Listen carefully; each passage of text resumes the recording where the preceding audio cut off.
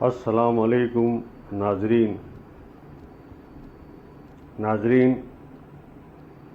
اس video میں ہم doctor مبارک علی کی کتاب تاریخ اور معاشرہ کے مضامین کی آڈیو شامل کریں گے۔ پہلی آڈیو ہے ہمارے رہنما۔ یہ کتاب 1993 میں شائع ہوئی اور آج بھی اس کے مضامین پڑھ کر لگتا ہے کہ 30 سال قبل جو حالات تھے آج بھی پاکستان کے سیاسی، معاشی، سماجی حالات ویسے ہی ہیں۔ مضمون ہے ہمارے رہنما۔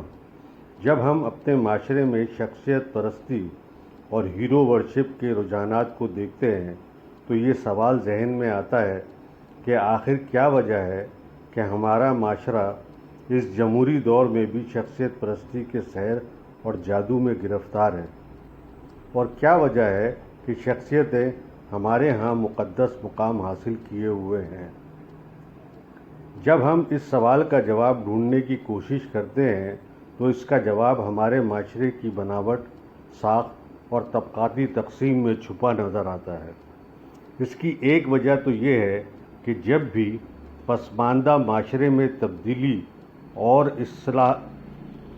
اصلاح کے تمام راستے بند ہو جاتے ہیں تو لوگوں کو اپنے مسائل کا کوئی حل نظر نہیں آتا اور ان کے سامنے کوئی راستہ نہیں ہوتا کہ جس پر چل کر وہ اپنے حالات کو تبدیل کریں۔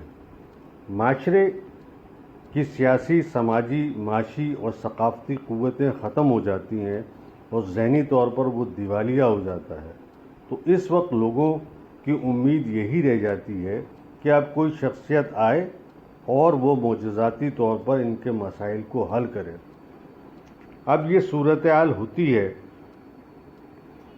تو اس وقت چالاک و ہوشیار اور شعبدہ باز شخصیتیں رہنماؤں کا روپ دھار کر آتی ہیں اور یہ دعویٰ کرتی ہیں کہ وہ آنے واحد میں تمام مسائل پر قابو پا لیں گے اور ان کو حل بھی کر دیں گے۔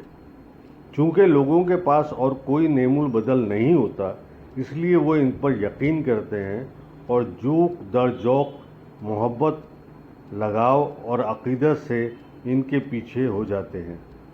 وہ اس حد تک ان کے دام میں اسیر ہو جاتے ہیں کہ چاہے وہ کسی قدر بدعنوانیاں کریں، طاقت کا ناجائز استعمال کریں، قومی و ملکی مفادات کو اپنے ذاتی مفادات پر قربان کر دیں، ان تمام خرابیوں کے باوجود لوگوں کی امیدیں ان سے نہیں ٹوٹتی اور وہ ان سے وابستہ رہتے ہیں کہ یہی ان کے نجات دہندہ اور مسیحا ہیں۔ وہ ان کی کسی کمزوری، کسی خرابی اور کسی بدعنوانی پر یقین کرنے پر تیار نہیں ہوتے۔ پاکستان اس وقت اس صورتحال سے دوچار ہے۔ حالات اس قدر مایوس کن ہو گئے ہیں اور سیاسی اور سماجی اور معاشی قوتیں اس قدر کمزور ہیں کہ ان میں اس قدر توانائی اور طاقت نہیں کہ وہ حالات کا مقابلہ کر سکیں۔ لوگوں میں اس قدر مایوسی اور احساس شکست ہے کہ ان میں خود سے حالات کو تبدیل کرنے کی کوئی خواہش نہیں رہی۔ ان میں یہ جذبہ ہی ختم ہو گیا ہے کہ وہ اپنی تقدیر کے مالک ہیں۔ وہ اس قدر کمزور اور مجبور ہو گئے ہیں کہ ان میں مزاحمت کرنے، لڑنے اور جدوجہد کرنے کی کوئی سکت ہی باقی نہیں رہی۔ اس لیے اب وہ شخصیتوں کے رحم و کرم پر ہیں۔ انہوں نے اپنی قسمتوں کا مالک اپنے رہنماؤں کو بنا دیا ہے، ان رہنماؤں کو کہ جنہوں نے انہیں دھوکہ دیا، بیوقوف بنایا، استعمال کیا اور ان کی طاقت و توانائی پر اقتدار حاصل کر کے اپنے مفادات کو پورا کیا۔ پسماندہ معاشرے میں شخصیتیں خود کو بدعنوانیوں سے محفوظ کرنے کے طریقے دریافت کر لیتی ہیں۔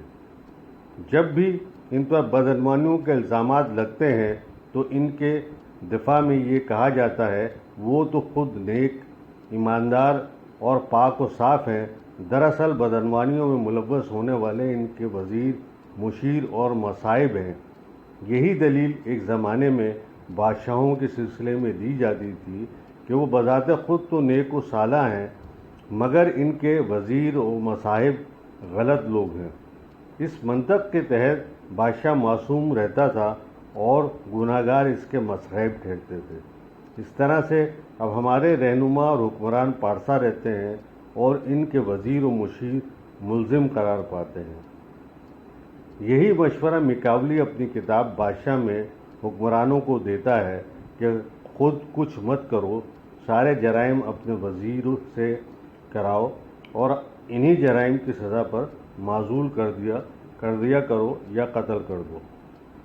یہی وجہ ہے کہ ہمارے ہاں کرپٹ رہنما اور حکمران بغیر شرم و حیا کے بار بار لوگوں کے سامنے اپنی ایمانداری کے راگ الاپتے ہیں اور اپنے خلوص کا اظہار کرتے ہیں۔ اس کے مقابلے میں وہ معاشرے جہاں جمہوری ادارے اور روایت مضبوط ہیں اور سیاسی و معاشی اور سماجی قوتیں متحرک ہیں، ان معاشروں میں شخصیتیں ان اداروں کے پس منظر میں رہتی ہیں۔ یہ آتی جاتی رہتی ہیں، ان کی کوئی مستقل حیثیت نہیں ہوتی، یہ اپنا کردار ادا کرتی ہیں اور چلی جاتی ہیں۔ کیونکہ ان میں معاشروں میں تبدیلی کا عمل سیاسی، معاشی اور سماجی اداروں کی وجہ سے ہوتا ہے، اس لیے یہاں شخصیت کا کردار غیر اہم ہو کر رہ جاتا ہے۔ یہاں شخصیت سے زیادہ ادارے اہم ہوتے ہیں، اس لیے اگر ان اداروں کے رہنما کسی بدعنوانی میں ملوث پائے جاتے ہیں یا ان کے کردار میں خرابی پائی جاتی ہے تو ادارے اپنی بقا اور نیک نامی کے لیے ان رہنماؤں سے چھٹکارا پا لیتے ہیں۔ سیاسی جماعتیں ایسے رہنماؤں کو اپنی جماعت سے نکال دیتی ہیں تاکہ وہ لوگوں میں بدنام نہ ہوں۔ یہ وہ احتساب ہے کہ جو ایسے معاشروں میں شخصیتوں اور رہنماؤں کو اس بات پر مجبور کرتا ہے کہ وہ اپنے کردار کی پاکیزگی کو برقرار رکھیں اور کسی بدعنوانی میں ملوث نہ ہوں۔ لیکن ہمارے ہاں صورتحال اس سے بالکل مختلف ہے۔ یہاں ادارے اور سیاسی جماعتیں رہنماؤں کی جاگیر ہوتی ہیں، اس لیے ادارے یا جماعتیں اہم نہیں، شخصیت اور رہنما اہم ہوتے ہیں۔ یہی وجہ ہے کہ یہ رہنما انہی تمام بدعنوانیوں کے باوجود اپنی جماعتوں یا اداروں کے سربراہ رہتے ہیں اور خود کو تمام اخلاقی قدروں اور قوانین سے بالاتر سمجھتے ہیں۔